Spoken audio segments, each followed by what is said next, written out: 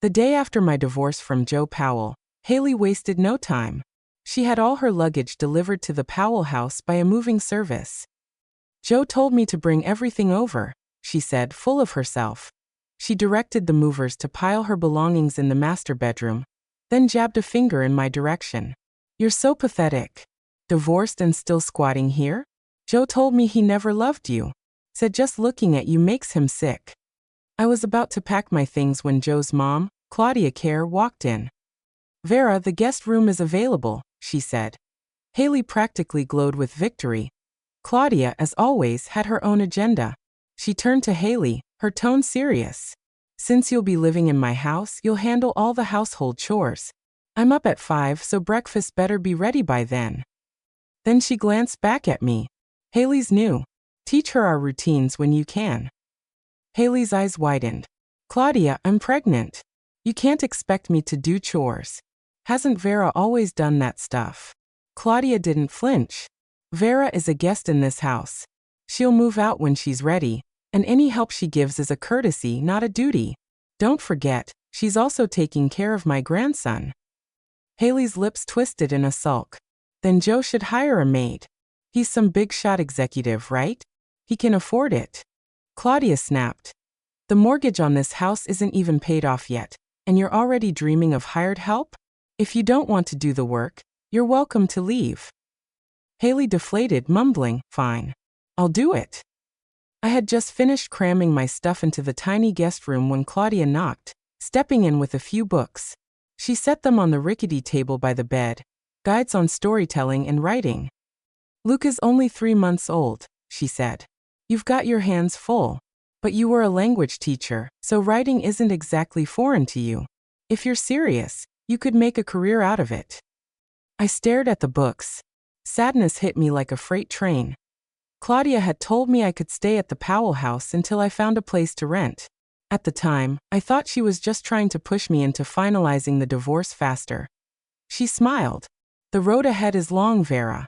You'll have to learn to stand on your own. Husbands can be replaced. Losing one?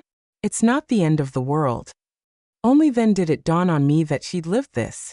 Betrayed by Joe's dad, she'd raised him alone and built her success one word at a time. When the door closed, I crumpled to the floor and sobbed until my chest ached.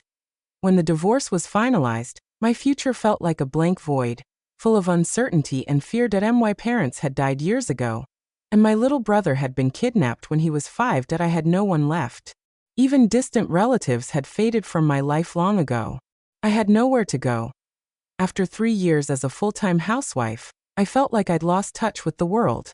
Luca was still so little, and after everything I'd endured to bring him into the world, I couldn't let him suffer.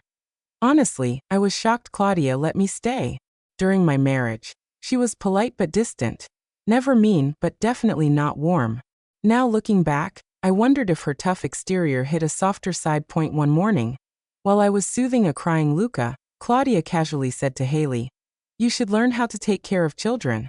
You'll need the practice for when you have your own." Hailey gave Luca a disgusted look. "He's not my kid. I'm not dealing with him." Claudia snapped, "He's Joe's son. If you want to be part of his life, you take care of his family and this household. If you're not up for it, the door's right there." Hailey, clearly fuming, grabbed Luca and awkwardly tried to soothe him. When he finally fell asleep, she dumped him into his crib and stormed off to her room, wailing dramatically. Minutes later, she was on the phone with Joe, demanding he come home immediately. When Joe stormed in, his finger was already in my face. "Vera Sommer, do you have any shame? This isn't your house anymore. Why are you still here, stirring up trouble and getting Hailey scolded by Mom? What's your game? If you're so desperate to keep the kid, take him and get out of here." His words hit like a slap. My son, my child whom I carried for 9 long months, being dismissed like he was nothing by his own father.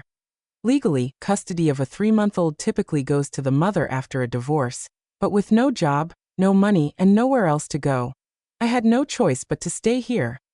The prenuptial agreement Joe insisted on before we got married left me with nothing, no claim to his pre-marriage assets, no safety net. Raising Luca on my own felt impossible, that I shot Joe a glare. Your mom said I could stay until I find a place. As long as she doesn't kick me out, neither of you can. Joe couldn't argue. The down payment on this house had come from Claudia, not him.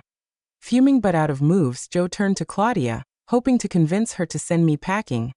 Claudia, as immovable as ever, shot back. I don't care who you marry, Joe, but Vera has no money, and Luca is just a baby.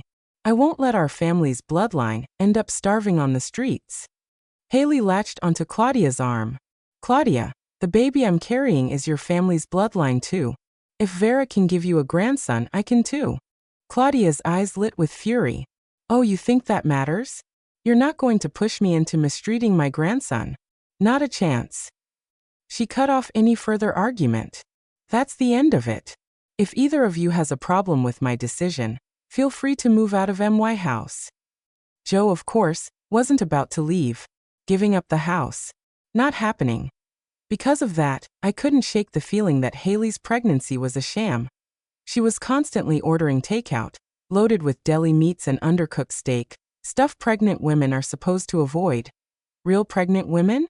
They're usually queasy, can't keep much down or lose their appetite. Hailey? She ate like nothing had changed. The real kicker? I'd caught her working out in their bedroom that if she really was pregnant, she sure wasn't acting like it. That Joe's career wasn't exactly smooth sailing. His head wasn't in the game, and it showed that a year ago, he almost cost the company millions. The CEO caught the mistake just in time. Otherwise, it would have been catastrophic. The only reason Joe still had his job was because he'd saved the CEO's life in a near-fatal car accident years ago. Since then, Joe had been on a mission to land big deals, throwing himself into endless social events and networking. It changed him, and not in a good way. Joe barely came home at night anymore. When I tried to bring it up, he'd shut me down with insults. You're just a useless housewife, he'd snap. All you do is obsess over me and the kid. You add nothing to my life.